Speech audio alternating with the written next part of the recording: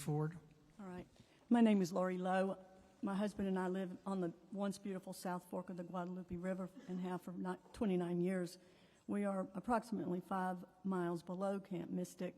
We live on Highway 39, which is a 2-lane road. All roads to Hunt are 2-lane roads and are all subject to flooding.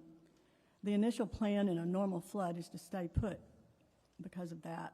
This was no normal flood. At 1:30 in the morning, I was awakened due to the terrible storm. It was pouring down rain, and by 2:30, I knew it had to be flooding due to the amount of rainfall and the slight roar of the river. At that time, normally one would take action to move your kayak up, things like that. You don't know what's coming. By 3:30, the red sail over the South Fork had never moved. We are familiar with floods.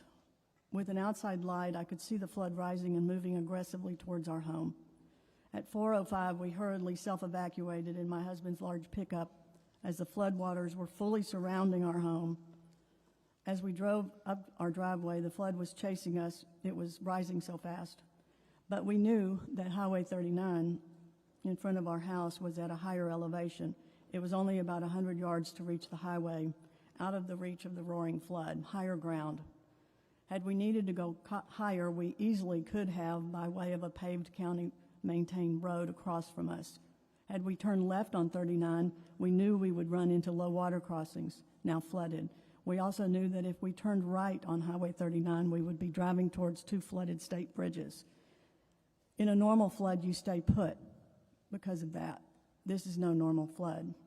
Moments later, we're out on Highway 39 in the dark, and a Hunt Volunteer Fire Department firefighter arrived also. So it was the 3 of us out in the middle of the highway. It was totally dark. I think the power was out everywhere by now. VFDs are, in fact, the very first responders locally, and they are to be applauded. By then, no one else could have reached us unless by helicopter. He rescued a family on a roof next door, including a toddler. We picked up a couple, my husband and I picked up a couple who were wet and barefoot in the middle of the highway and texted a friend to open the Hunt Methodist Church. We drove them there. Soon it had 50 to 60 people taking refuge in the dark with no water as the power was out.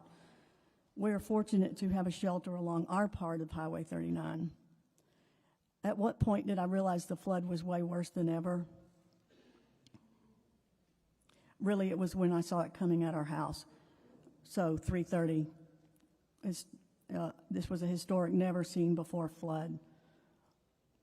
Its massive force flooded our home.